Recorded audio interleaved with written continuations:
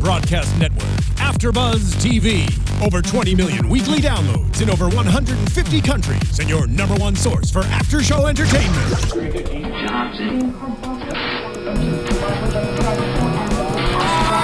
AFTERBUZZ TV, the destination for TV superfans, producing aftershows for over 300 of your favorite TV shows, interviewing celebrities and showrunners, and bringing you behind-the-scenes exclusives. All thanks to E! Entertainment's Maria Menounos, producer Kevin Undergaro, and internet leader Akamai.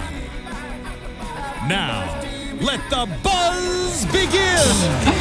Hi, everybody. Welcome to The Ultimate Fighter Season 21 here on AFTERBUZZ TV. I'm Suri Serano, and what an episode this week we have for you. But before we delve into that episode, let me introduce to you my co-host sitting next to me, Jared Gilkerson. Oh, you almost made the classic mistake. I did. I almost Wilkerson. did. I'm Jared Gilkerson. Yes. Welcome, everyone.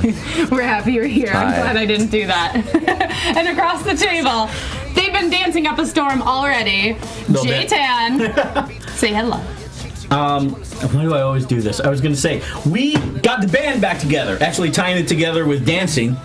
We're here, guys. Yeah. All four of us, finally. The whole Been a group. while. Yeah, Like a we missed you last week. Yeah, 2-week hiatus Yeah, for myself. the whole combo. Voltron, back together. Wow. Wow. Just showing that geekness right there. That was awesome. And to your left, Alexis Torres. Hello, I missed everybody. I'm glad that we're all here. What What up? was that dance you were doing I there? don't know what I was doing. It was jazz hands. It's Felipe's defense. It's called working. That's what that is. There you go. Everyone's very excited to be here to Yes. talk about week 8. That's right. Yes. We're chugging along. That's right. And I'm excited. Yes. I'm you are. excited because we have a new way to listen to our fans. Do We always love when you tweet and comment. You know, I have a few YouTube comments I'd like to harp Do on it, as well do a little it, do it. later. Yes. But we do read them, actually. Now you can take a survey on podcast1.com. Your responses help make the show the very best it can be. It only takes about 3 minutes to fill out. So you can tell us how you really feel about us, you know, how much you hate seeing me back on the show or hate seeing any of us back on the show. Well, no hating. And, no, there's hate. There's definitely Get out. we love the hate. We like the hate. And so take the survey, podcast1.com. Keep the tweets and all the comments coming our way. Yes. Do it. I love it. Absolutely. We will read everything and we will respond. I was going to say, that's the point of an interactive show, and that's the joy of the internet. Absolutely. What's the internet? Most of it. Well, the interwebs. Let's, joining us in a little bit, we have Mr. Haider Hassan. So I'm very Returning champion, in a matter of speaking. Yeah, so he'll be joining us shortly. But first, let's get into this episode. You know, right now, at the beginning of the show, of course, it's Black Zillions at 200 and American Top Team at 50. As everybody mentioned in the episode, Dana and Dan Lambert, it's desperation time for American Top Team. And so right off the bat, Black Zillions choose Felipe Portela because he's kind of the only guy left that hasn't fought. Yeah. And also just the man with the mustache. Right, the man with the stash. Yeah. I was like, whoa. Were you guys surprised by who they chose, or not? It's just all a crapshoot. No, I wanted to go back and look. I think I may be forgetting, and it's on the Black Zillion side, but have we seen Carrington Banks fight yet? Yeah. We have? Yeah. And he fought the close one against, shoot. Back to the notes. I know. I know. Not the right notes. I have them all up here somewhere, but he won a very close fight. He won 3 rounds early on. It was, you're right, week 4. Yeah. Defeating Sabah Homasi. Yeah. By decision. Yeah. Got So he was the only one left. So they announced it right in the locker room. They're Right, like, go and for it. American Top Team later on had said that they had guessed that was going to be him. I think both teams guessed who they chose because obviously American Top Team chose Haider Hassan and pulled out a big gun. Crazy Steve already out, and he didn't get the fight. So I guess with eight guys, we're in the 8th week. Makes sense that somebody was going to go double on the ATT side. I mean, they could have gone with a newbie, but at that point they needed points. You're desperate. I think it would have been really dumb for them to pick newbie. Just saying, straight up. Do you guys like that they chose Haider? Yeah. Yes. Would you have Jay? Yeah, I think so. He's the only one that's proven his worth. Bad way of putting it, but he's the only one that's been successful so far. Yeah. And it made sense that with the Black Zillions being on such a roll. Now, if they weren't, they might have gone back to the same guy again, as ATT is doing with Hyder. Nailed it, by the way. Yeah, I'm so proud of you. I'm so One proud pass of on you. the show. Now you're just going to mess it up. So I can see, if the Black Zillions, the fact that they're running the table right now, yeah, give the last guy who hasn't had a fight, put him on, of course. Yeah. And plus with Hyder, his fight was so short against Naka, he had plenty. He could go again. So send him back in there. You need points, send your man in there. There was a tremendous amount of build-up throughout this whole episode leading up to this fight. Do you think it was because there's not a whole lot else going on, or that what was your take on that? There's not a lot of storyline right now, huh? And there's no need for drama because technically everybody's fought, and with ATT being kind of down in the dumps, I don't know if there's a better term for it, but the fact that they're already kind of feeling like that there's no hope at one point, there's no need for drama. Everybody's just kind of doing their own thing. Yeah, it's not like you're going to have two sides butting heads in the house saying, we're better, no, we're better, because one guy goes, look how we're doing, buddies. Yeah. Yeah. It could, though. I mean, with egos, you know what I mean, getting involved. Obviously, they didn't. Otherwise, they would have shown it. Yeah. So They had a little drama with the beginning with Black Zillion celebrating in the hot tub, and then inside, I forget who it was. I think it was a young guy from week 1, who I'm just forgetting names today Smart. completely. From Ohio, the Tomorrow, guy. yeah. No. He's not I mean, I'm talking about for ATT. He was like, they act like they won the Super Bowl out there. And it's like, well, they kind of Graves. are. And they're in the middle. Yeah, Graves. And they kind of are in the middle of winning the Super Bowl. So there was a little bit of in-house stuff, but this fight kind of wrote itself because of they fought before. Yeah. The other thing, too, is that there's most of the beef seems to be between the coaches more so than the fighters. Well, yeah. When you're in that house, and this is the 21st season, all these guys know the formula, and they've got to live together, so there's only going to be so much button pushing, Yeah. And on top of that, it's one team versus another. It's not 16 guys going against each other the whole time. So it would stand to reason that you're going to see a lot more of the kids playing nice and the parents getting into it, which, quite frankly, at this point, I want to see. I want Dan and Glenn to just have one episode all themselves, like in a white room, lock them together, and one camera shoot just going back. No way! Maybe I want to put them in the ring. Or that as well. Yeah, the more the merrier. I think it'd be funny to watch them go at it, but at the same time, also kind of dangerous. But still, Very dangerous. I don't know. We had a lot of that early on, and I was like, I can only take a few minutes of it. It just would go on. It's like two 10-year-olds fighting on a playground. It's a little bit of a mixed bag because you kind of want drama between the fighters, but it has to be real. You're not gonna get them. But then there is drama between the coaches, but you don't want to be oversaturated because they're not they kind of are the gyms are. It's supposed to be the stars, so it's kind of a mix right now. Yeah. But I mean, I think the last 2 weeks though that we've seen boosted.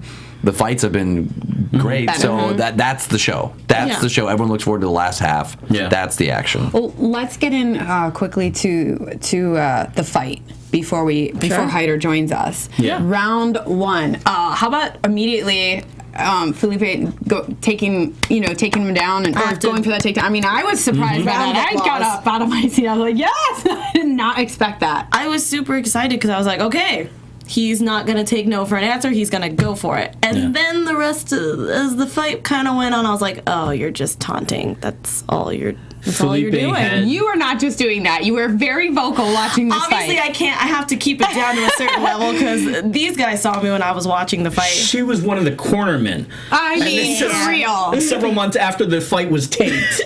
And on TV, no less. It's not like anyone can hear you there. You would have That's thought also it was true. live. Yeah, I was so mad, but I'm changing it into TV personality, Alexis, and I was upset. Share what you thought during round 1, because you had lots of opinions. I just didn't understand. I was really proud of Felipe because I felt like he was really putting in the beginning. I thought he really put up a fight, and I was like excited because I was like, okay, this maybe he could win it. And then all of a sudden, I started to notice he started to slow down. He became flat-footed, and then all of a sudden, just he was doing a lot of this and a lot of this, and his backhand, which And he was losing. And he was losing.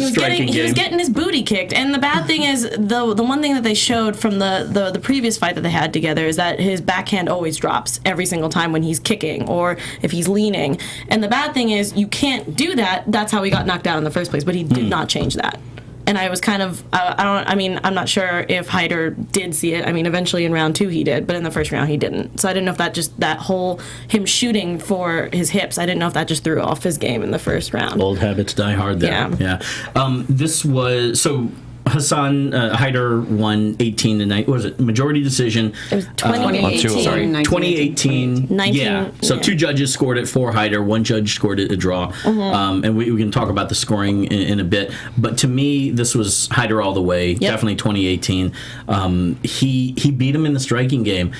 Felipe had a strategy to go for takedowns early, and I think it was brilliant that he shot for that first one and came really close to it, or might have actually got it, but Hyder was up, almost instantly.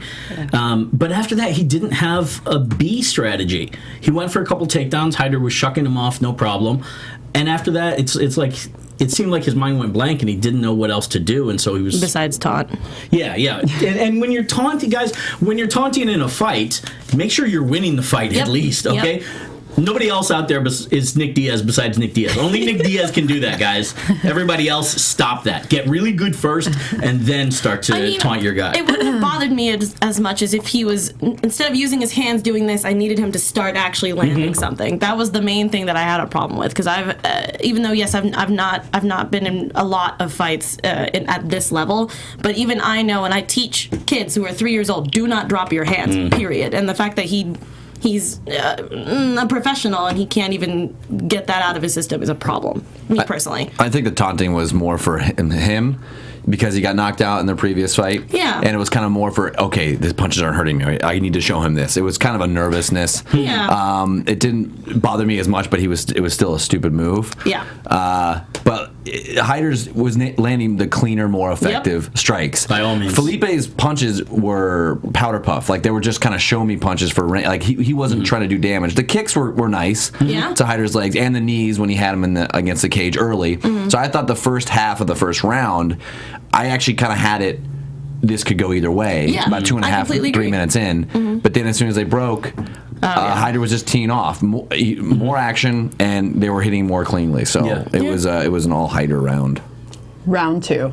Here we go. I don't even have notes. Two. I But you know literally. what? Apart from not just the broad general round 2, because we have Hyder on in a few minutes, I know that we wanted to discuss the cage grabbing. And he grabbed the cage twice, and you had some excellent points. That was the other side. That definitely did play a role into it. So early in round 1, Felipe gets. He's clinching Hyder up against the cage. I saw a groin strike pretty blatantly, and the referee was in position.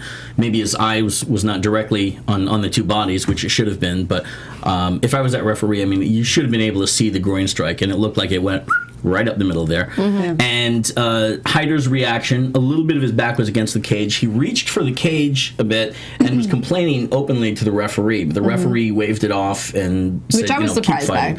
Yeah, I was too, because to me, as blatant as that strike was, technically you do have to stop the fight, check to make sure. Even though Hyder was just complaining about it, he wasn't actually, it didn't seem like he was hurt, you know? No. He's like, hey dude, my groin's hit, you know? So there was that cage grab, but it didn't really affect the rest of the action there. And on top of that, I can understand if I'm Hyder and I'm expecting the ref to break it because of the groin strike, I would grab the cage to catch my balance so I don't fall over. But action continued.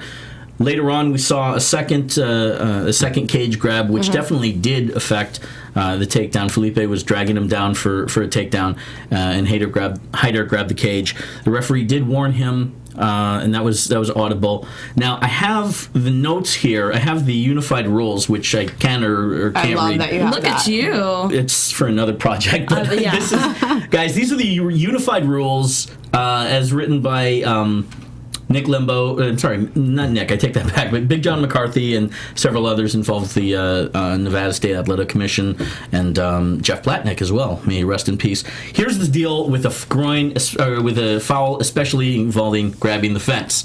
If a fighter is caught holding the fence, cage, or ring rope material, the referee shall issue a 1-point deduction from the offending fighter's scorecard if the foul caused a substantial change in position, such as the avoidance of a takedown. My girls are taking notes here as if they're going to remember. I feel like I missed something. Yeah. It definitely did affect the change. Heider did not get pulled to the ground because of that. Right. The referee, by the letter of the law here, should have deducted a point. Yeah. Now, what I find fascinating is traditionally, and you can speak to this as well, we don't... In combat sports, a lot of times, in situations like this, somebody will get a warning first, then a 1-point deduction. Right. That first fence grab during the groin strike, did not get a warning, which I kind of understand. The action kept going. This one did get a warning. So depending on whose rules you play by, if it's the letter of the law of the unified rules here, or the way that referees traditionally often handle the rules and stuff in the cage, then he might have or might not have gotten a 1-point deduction. By the rules on paper, he should have, which would have made the round a 9-9, probably across the board, and then it would have somewhat affected the scores to be, what did we say it was? It would have been 19-18 on one round. Yeah. 19-18. It depends on you don't know what each judge did that first round. Because for me, if he takes him down, maybe he gets position and he gets some strikes. He wins the round, so then it's 10-8. Yeah. So you don't know. That's kind of where the discrepancy is. You don't know with the deduction and the offensive position that Felipe would have been in.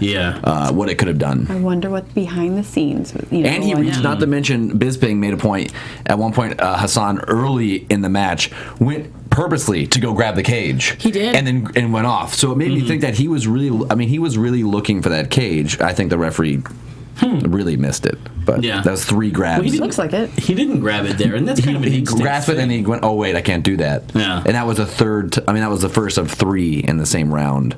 It just looked like he was looking more than most fighters. Yeah, I agree with that. We could discuss this for a while. I was going to say, we definitely could discuss this for a while. But first, before we continue on, I got to tell you guys about something super cool and exciting that you can now apply to Dance Battle America, ABC's newest competition special, from our very own AFTERBUZZ TV founder and host Maria Menounos, and of course Julianne Hough of Dancing with the Stars fame. They, during the holiday seasons over the last couple of years, I don't know if you guys have all seen it, Julianne and Maria have engaged in a fearsome dance battle via says fearsome here. It was fierce. It was fierce. Dance battle via social media, which is actually really fun. If you guys have never seen it, you have to. I'm always tuning in. Once the challenge took off, celebrities like Kate Hudson and Amber Riley joined in, and the dance battle craze began.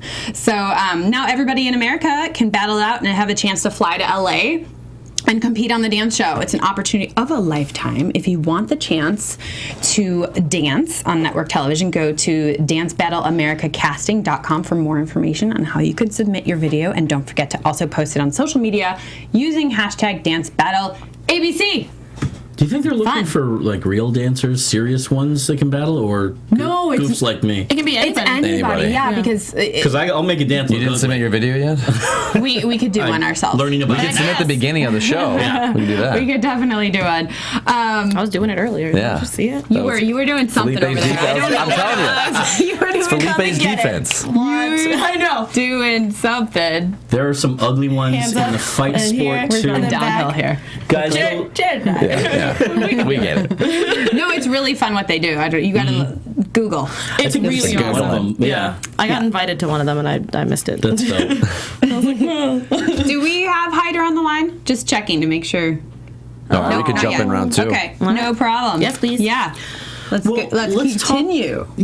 Fight. For me, the second round was more of the same. I saw it across the board that Heider won both rounds. Felipe, I feel badly that after that A strategy went out the window, that there was nothing else he could put together. He did get a nice big takedown in the last 10 seconds of the whole match, but Heider got up again, and these takedowns weren't enough to give him points. Technically, he got many more takedowns than Heider, who didn't even try for that.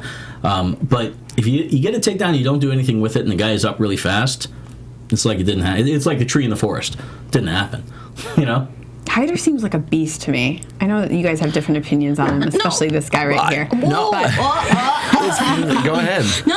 I mean, I completely agree with you. I feel like I think he's the strongest out of American Top Team. I had to catch myself there. I almost said it. Nailed it. And I feel like he can go really far. Personally, I think that he's a really great fighter. I even told that to him the last time we interviewed him, that I thought that he's just strong in general. I just was I kind of wish that there was more of a fight, since it was a rematch. I mean, I understood that Felipe is a different fighter than he was back then in those past videos, but I don't know if he really had a game plan, which we talked about. Felipe? Yeah.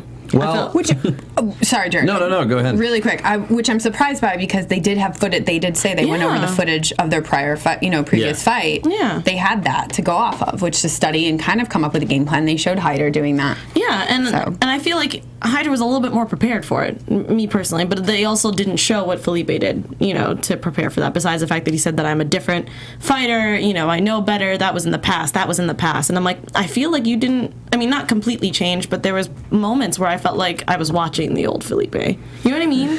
It was still a better fight for him than the first time they fought. No, true. Obviously, he got his block knocked off. I think he really missed a real opportunity, because they said you have to set up your takedowns, hit him with strikes. He hit him with more effective strikes in the second round, finally. He was hitting him with a good jab, and he takes him down, or close to taking him down, with 10 seconds left. He could have done that, with 2 minutes left, because I really think Hyder was getting hit with some good shots, and he had an opportunity to take him down again.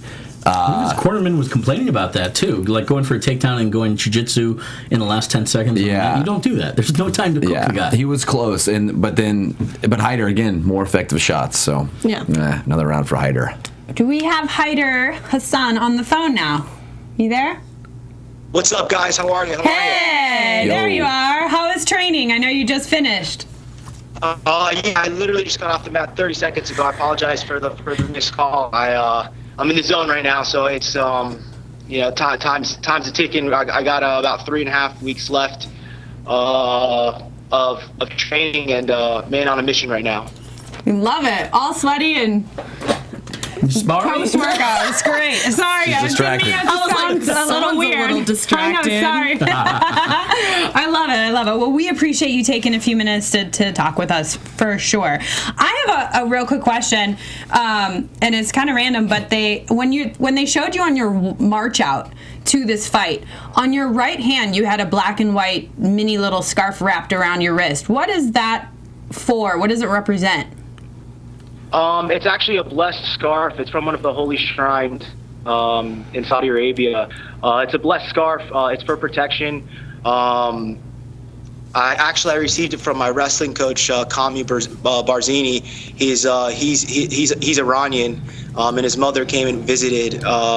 She gave him a few scarves that were blessed, and Kami gave me one.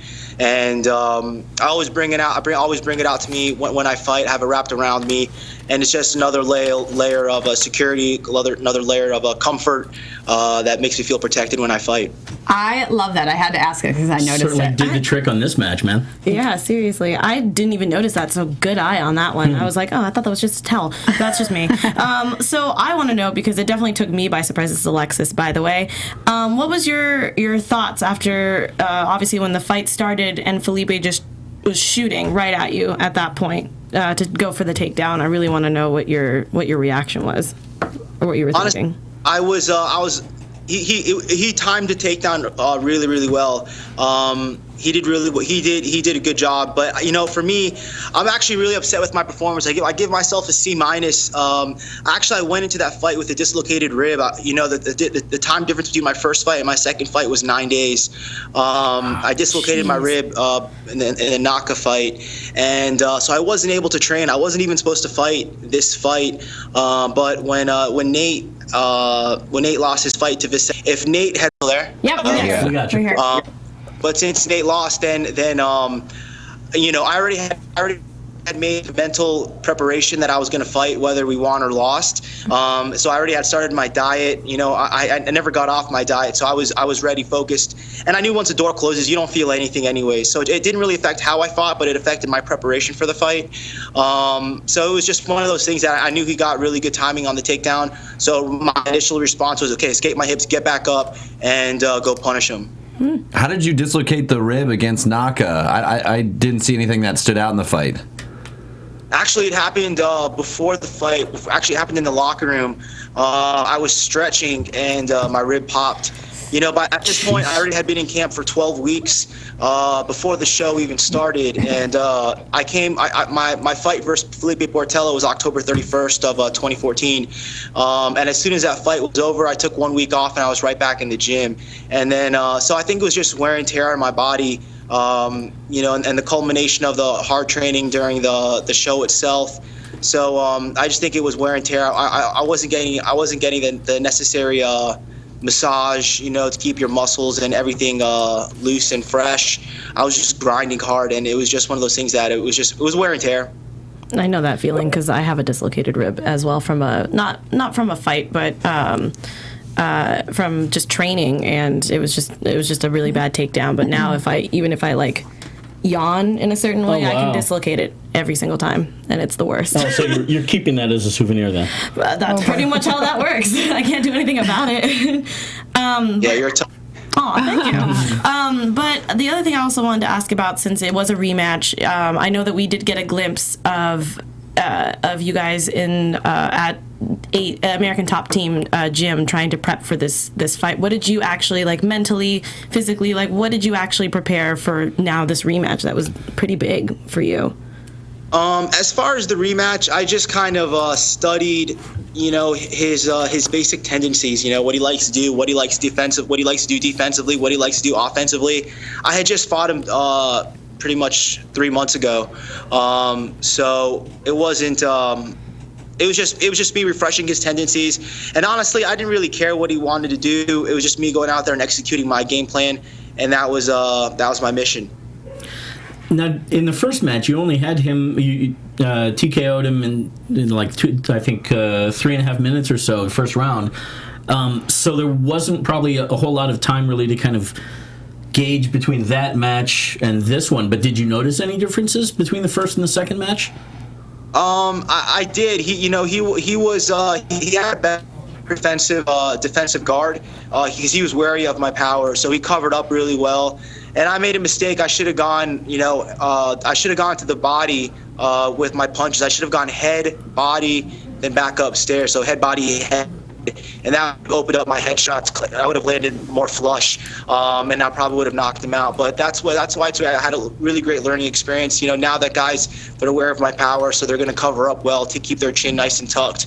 So that's when I really have to incorporate, ripping the body, then coming back upstairs, and that should open up my holes. I want to get into this cage business because it was a huge moment last night, especially with Glenn complaining for the BZs. He was really angry about the ref only giving one warning, and I somewhat agree with Glenn Hyder. I think that I saw at least twice where you grabbed, and there was a third time early on in the fight where you mentioned on Tough Talk where I think Bisping said you went for the cage and then you let go right away.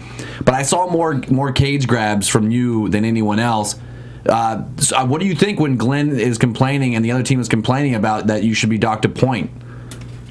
Honestly, I only grabbed the cage I think one time, and that was for maybe it was twice, but the second time was my hand just basically pawed it.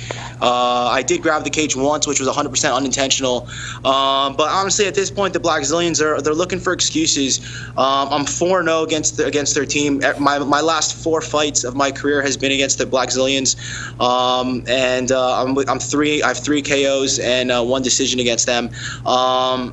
So they're looking for excuses. When I knocked out Nakahara, Glenn said, "Oh, Hyder got lucky that 9 out of 10 times Naka would win." So no matter what I did, they would look for an excuse why they lost, why they should have won. So I don't take anything they say serious. I let it go in one ear and out the other. And I'm not a dirty fighter. I'm all skills.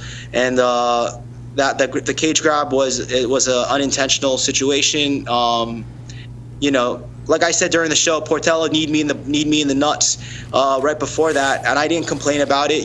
I knew he did it unintentionally. It was just in the heat of the moment, and I kept on fighting. And that was the same thing with my situation grabbing the cage. It was extremely unintentional. It was maybe a second, 2 seconds at most, and if I could have not done it, I would have not done it. But I honestly, during the fight, I don't even remember doing it. We were in such a high-paced scramble that I don't even remember it happening until I saw the review. Speaking of Blackzilians and Glenn, at the weigh-ins, it shows you hugging him as it was all over. What's your relationship with Glenn like? He actually has a lot of respect for me. You know, he before he started the Blackzilians, we had a really good relationship. I still think we have a good relationship. Every time I see him, he pays me a lot of respect. You know, obviously he's talking some trash about me behind the cameras, but you know, I understand why he has to do that, because he can't be like, oh yeah, Hyder's the man. He's gonna demoralize my entire team and just kill everybody. So I kind of take it with a grain of salt. This is a television show. They have to edit a lot of things. You know, actually, Glenn gave me a bunch of hugs throughout the season. This is actually the first hug that they showed. But I didn't know he was talking smack about me until I started watching the show. So, you know, it is what it is. You know, this is a show that I honestly, I don't take anything personally.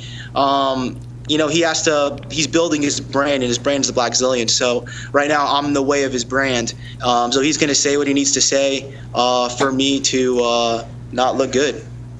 That's well said. Sorry. I mean, like, on the show, it really seems, the footage in the house, it seems like you guys get along, the two teams get along pretty well. And I assume, are we losing again? Or we still got you? Oh. We might have lost him for a second. Lost him for a second. We'll wait till so we can chit-chat amongst ourselves. You chit-chat amongst You there, Hyder? Can you hear us? I think he'll be back He'll in be a bit. back in a little bit. Yeah. Well, he explained the cage grab pretty well. Yeah. Even Well, though he said that on Tough Talk. He said exactly that on. I know. Yeah. He grabbed it 3 times though. Twice. I'm with you. I'll go back and count. I'm going to watch the tape. I'll be here all day. I'll watch the tape.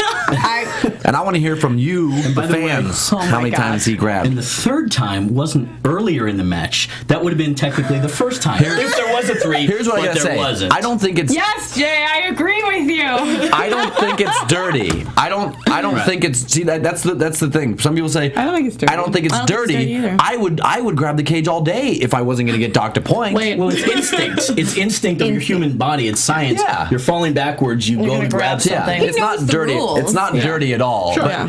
But you just read the rules, so I'm just going by what the rules that they made for their league. I totally agree, because I've gotten deducted points in tournaments because I grabbed the cage. But I'm like, I'm falling. I'm gonna grab onto something. I can't grab onto my opponent. You think they should make it out of something else, another material? I don't know. No, I've always thought about that because it's so like plexiglass. Change the whole sport. Can you imagine if they're like, I think that another league should seriously consider making an octagon out of something else than a cage, because it's so grabbable. We are going in a whole nother direction.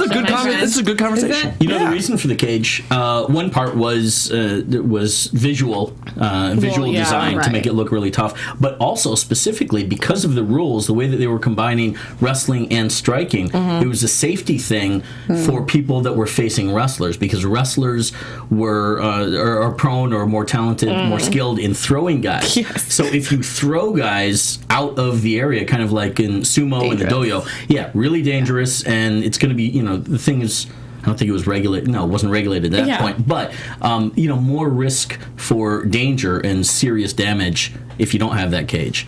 Believe it or not, if you go and they had actually planned some Art Davey, who founded the UFC and was one part of designing a cage, wanted to put a moat all around it. Ooh. What? With, I like it. No joke. It's in the book. Is this legal? With piranhas. You guys exactly. Yes, piranhas were part of the plan. He really wanted to do it. Couldn't figure out how to do it, so it's not like they really went down that road, but that was going on. I would watch that. Are you serious is this right legal? now? You guys have heard me plug this book before. Is this legal? It's out on Amazon.com. I need to read this book. gosh. I'm going to read this book. The story of the very first UFC. It is a fascinating read. I just think it would have been so funny to go to matches if they didn't have the cage and just had wrestlers just be like, "Ah," and just like people just flying Love everywhere. it. Yeah. I think it'd be hysterical. I And also don't just think that would be funny. I would watch it. I guess because I'm such a WWE fan, I'm kind of like, get in the chair. I don't know. I'm with it. Yeah. They were Inferno never match. chairs. Well, of course. I'm just saying. Fire around the ring. I like it. Yeah, why not? What movie is that? Jennifer Lawrence. You're making me think of that movie. Come on. Jennifer Lawrence did a firefighting movie? No. I know what you're talking about. Oh no. What's the name of the series? Joseph Hunger Joseph Games. Kickin. Hunger Games. You just reminded me. You're trying to create some Hunger Games. I would love to. That Yeah, would some, be so some nice Running crazy. Man-esque. Yeah, I just think of like MTV's Death Battle, like that's our celebrity. you death get Dan match. Cortez to host it. Yeah. I don't know. I just thought it would be really. And instead funny. of Reebok clothes, we can give our fighters bags of grain and stuff. so done Bags right of now. grain. Yeah. You guys But I are don't want to killing make me it seem like today. I'm harping on the cage thing. I just like to really hear exactly from the fighter. And Bisping, Right. I'm kind of with Bisping. He gave him a hard time about it. Yeah. So I want to hear an explanation, and that's all. And I still think he should have been docked, and Bisping believes so as well. I mean, he still would have won either way. Well, that like we were talking about earlier, it could have changed. It could have changed the momentum for Felipe in that Yeah, round. that's He true. could have landed effective strikes while on top to win the round. So it could have been a Or third found round. a choke or something. Yeah. I actually have a question for you guys. What did you, since we all know that Felipe kind of, he didn't do like a terrible job, but we know that he kind of didn't put maybe his all into it. Like, what do you guys think that Felipe could have done better for the match? What do you guys think? Set up his takedowns. He set him up, but then like in the first round, yeah. way too many takedowns without setting it up. In the second round, too many strikes without going for the takedown because it looked successful later. So that's what I think. Yeah, I think takedowns were the key. Just a plan B in general. If he wasn't going to get them, because the ones that Hader was shucking off easily, those were from afar. They were not. They weren't set up, as you said. Maybe other strategies to get the takedown or to clinch. And I was even wondering if maybe jumping guard when Hader had him up against the cage. Right. If Hyder. Philippe Hyder, excuse me, yeah. So AT&T. close. Grab. I didn't say that. No, That I'm wasn't me. But if you grab, my word. if you grab him and then jump guard, which is guys, jumping up in the air, wrapping your legs around Hyder, Yeah. and pulling him to the ground. Now Felipe has to work from bottom to implement his jiu-jitsu game, but it would have been a different scenario at least than standing up and getting tagged throughout the entire cage. It's a different position that maybe Felipe could have gotten something off of. So. Were you guys surprised that Hyder didn't knock him out as he did in this prior fight 3 months earlier? A little bit, yeah. Because Hyder, he was really busy. His hands were fierce as usual. Not as he said. He gave himself a C-. I would have graded him a Yeah. lot better. Yeah, me His too. hands were wild, but I could see him connecting. Do you think he's as strong as he says he is? He said that his hands are stronger than most men. Well, it's like a stronger very than me. X-Men I statement. was gonna say, I was like, that's a bit of a Hey, you stretch, know what? but You're a fighter, and some people you got to have that mentality. He would knock me out in a standoff. I know that for sure. Just eye to eye, I'm going down. Yeah, I accept in the weigh-in, that. yeah. Do you think though the power of his punches are what he? I think it's they one of his are. biggest assets. Yeah, I think he's a heavy hitter for sure. What's his? I forgot. His record here 6-1. Yeah, 6-1. I guess a mix. Oh no, five KOs or TKOs by five finishes by striking, 1 decision. So the guy definitely does implement his hands a whole lot. He's in a weird position. I know that his one loss, I think he fought heavier. I think he was in the 180s, and I think he's naturally a bigger guy. Yeah. As you can see, Dan said that he's walking around at like 182. I know. And then the next day he had to get down to 170. I don't think he loses a little power, but I think because he's so short. What is he? 5'10", 5'11"? 5'10". And so I think he's a lot shorter than some other. Not all welterweights, but some of the guys he's like Naka's been tall, and it hasn't Yeah. affected anything. But I think if he needs to be at 170, because then you get guys who can really control the range when you get up to 180. That I think he needs to stay down there. But I was going to ask him if it was tough for him to make weight out every week, just because I think he's a naturally bigger guy. Yeah. That's a good question. It's true. You can see it in his shoulders and a little bit on the sides as well. So I don't know. There's nothing wrong with it, but for what this is, it makes sense. A lot of times on the show, guys will fight in a weight class higher than they typically do. For example, if he's at 170 now, after the show, a lot of he would by tradition drop down to 55. Which, if that's the case, with his power, he'd be a monster there. Yeah, he couldn't stay there. He's not 55. going on to 55. Well, I don't He'd know be if it- emaciated. Could be, Yeah, a little bit. but Frankie Edgar went down from 55 to 45, and he was a small 55er there. Kenny Florian he fought at 85 on the show, 45 by the end of his career, scary. and was able to do it, in a reasonably healthy way. There's ways of doing it. I know there's ways of doing it. Like Brendan Schaub's trying to do it, but I think he's kind of halted that. Actually, he's having a very hard time. I think he's like kind of almost giving up on it. He hasn't officially said that, but I think it's leaning towards that. Don't do the Steve dropping way. down. Don't do this. But I think we have Hyder back on the line. Are you there, Hyder? Sorry, everybody. No, that's okay. We're happy to have you back. We can't see. We can hear you though. Can you see me okay? My phone died, so I had to run around the gym looking. You're so sweet. Thank you so much for doing that. Thank you. I apologize. it looks like you just cut another quarter pound, half pound there. Nobody had a charger, so I had my car was like across the parking lot, so I just booked it and charge it for a couple seconds. I love it. I'm back in order. I know Jared has a great question for you. Go ahead, Jared. Well, we're talking about, Jay just mentioned, losing weight, and correct me if I'm wrong, but I think your one loss, were you fighting heavier then, and also, are you more comfortable? Do you carry around a lot more weight? Because to me, you look a lot bigger. You're broad-shouldered. You look like a bigger guy, and so I want to know. I guess it's two parts.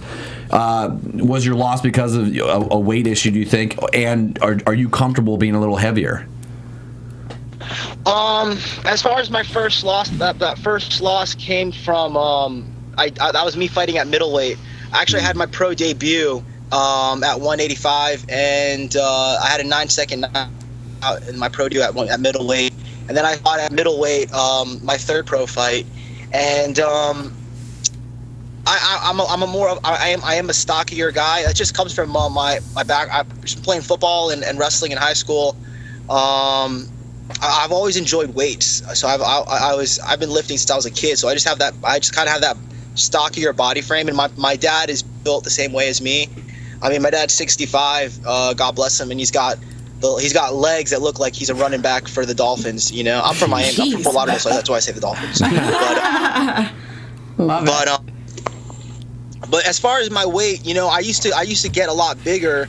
I used to walk like around 205 when I first came to ATT because I was trying to earn my respect. And at the time, being at ATT, the only way you would get work is if you had to earn it. And the only guys that were getting coached were like the UFC guys, Strikeforce guys, Elite XC guys. And so I had to be bigger because I was getting put against Thiago Silva, Wilson Govea, Hector Lombard. And so I had to have a bigger frame because I had to take the punishment of going with bigger guys. But eventually, after proving myself against them, I was able to have coaches to start training me. And that loss that I had, that was actually me not having any coaching. All I was doing was sparring and just going out there being an athlete. I didn't learn how to fight until my fourth pro fight. That's when I first actually started getting coached. Until then, my coaches were other teammates at American Top Team that I would go to war with in sparring. And I would ask them questions. Hey, you hit me with this. How do you work that setup? What do you like to do in this situation? And because I would go to war with them and I would bring it, they had the respect for me and they would show me the ropes. They would show me how to do this, why they like to do this. And then I would go out there and I would just fight. I've always been an athlete. I've always been able to punch hard, and I have always had speed.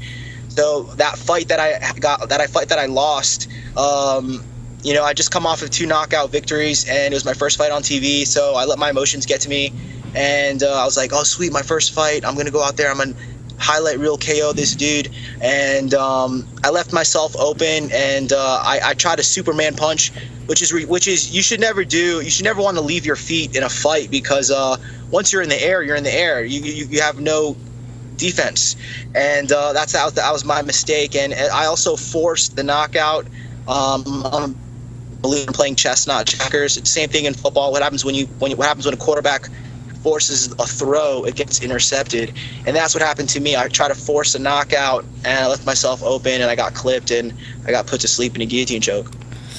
Yikes. Will you stay at welterweight, or do you think that after the season you might go down?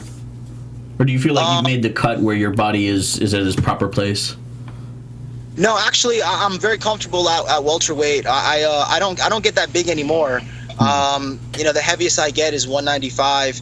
Right now I'm 190, and I'm a month out from the fight. As I get closer to the fight, I'll start chipping away, and the week of the fight I'll be 180. So that's a very quick 10 pounds that I can do in a day if necessary. So no, 170 is my weight class. Mm-hmm.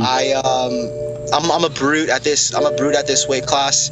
And you need to get like that I said, skills pay the bills. I've said that before. I'll say it again. And I'm a wrecking house for anyone at 170. Right. Yep. Proving it.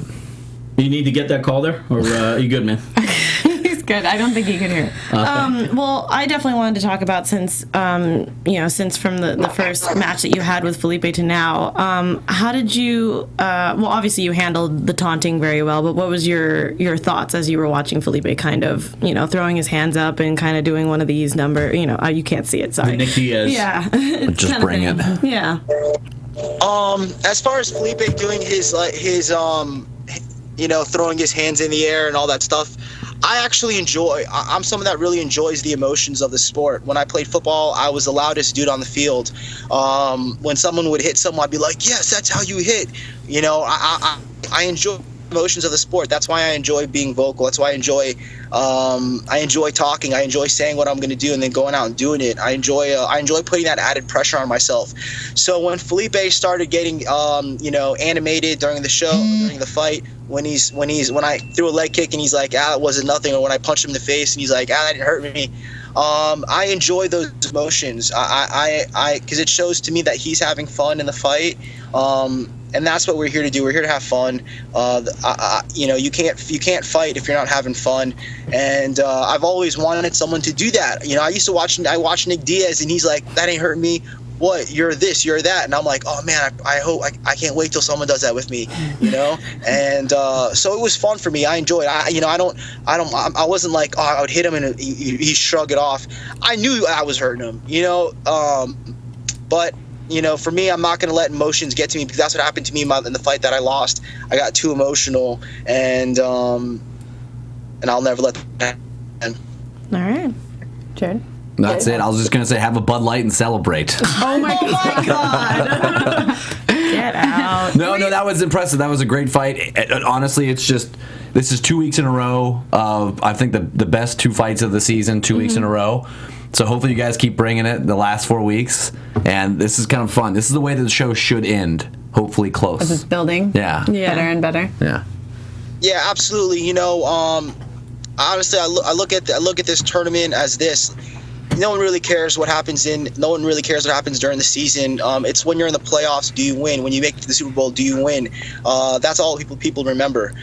So for us, we're a team built on character, built on pride, built on a lot. And for us, we're never down, we're never out, we never quit. And that's what we're here to prove, and we're going to show it. And I'm excited for the remaining fights. We're going to show true character, and we're going to show that fighting spirit. Hyder, who are the top 3 most influential people that you look up to right now, currently? On my team? No, in the world.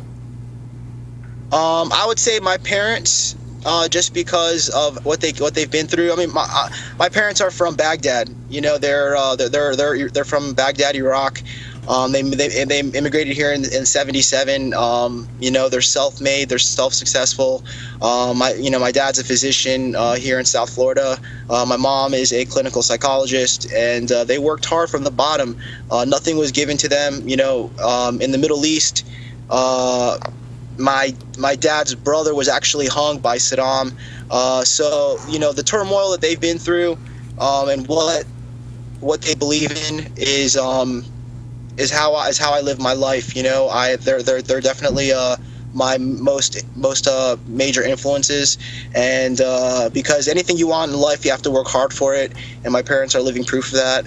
And as far as someone in a third person that's pretty influential to me is I would say Muhammad Ali. I've always looked up to him just because of his character, the type of person he is, his belief, and his will and his spirit. This is the man that never in this sport, especially the fight game, you have to be your biggest fan.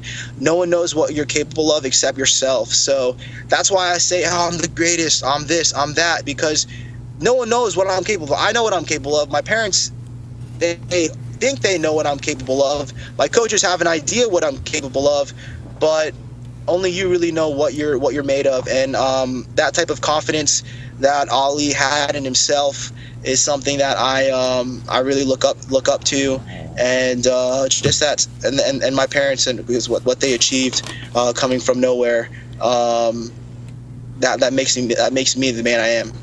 Well, that's incredibly inspirational. I feel inspired. Yeah. Thank you for sharing all of that. I have one quick career question for you, buddy. You've got Kazushi Sakuraba, known as the Gracie Killer. Chris Weidman's coming off of defeating 4 Brazilians. Some people call him the Brazilian Killer. You've gone through. You've had 4 wins against Black Zillion. You got to, as you spoke on the show about being somewhat known as the Black Zillion Killer. You got to be looking forward to moving on from that in your career, right? Honestly, I'm looking forward to just turning the page. Yeah. This is my 4th fight against them, and it's definitely not over. So I'm definitely looking at bigger fish to fry. Nice. I want to go out there and put the final nail in the coffin with the Black Zillions. So whoever, whenever, wherever. But absolutely, I'm looking forward to fighting bigger guys. But with that being said, I have to go out there and prove the man that I am, prove the fighter that I am, and I'm not going to overlook anybody on their team. And I'll be ready for any challenge. Hyder, thank you so much for taking time after practice to join us. We certainly appreciate you coming on the show again. Yeah, congratulations on the win, and best of luck in training. Much love to you guys. It was my pleasure. Appreciate the opportunity to talk about my fight. Thanks for having me on. We love it. Well, best of luck the rest of the season as well. Always welcome back, man. Thank you. Much love to you guys. Thank you. Have a good night. Take care. Good night. I'm a fan. Sorry. No, there's no apologies. I'm a fan. There's no apologies. Look at she looked right at me. I'm guilty. I'm guilty. Because you and I disagree on a lot of things lovingly. Yes. And Hyder's grown on me. I really like this fighter. Yeah, I love. Don't get things twisted. But I love him. I love him in the ring. Yeah. And that's where I should like him. I like him as a stand-up fighter because that's something I get and understand.